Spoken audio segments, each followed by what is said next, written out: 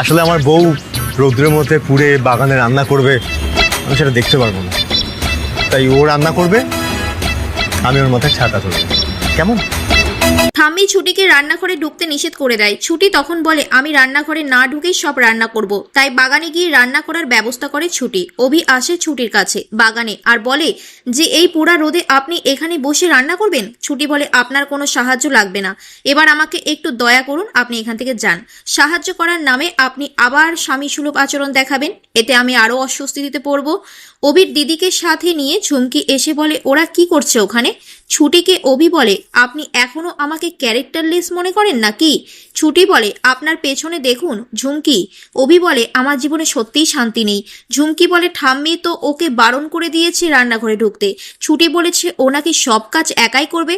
ও যদি সব কাজ একাই করে তাহলে অভি এখানে এসে কি করছে? অভি বলে, আমি বলবো না।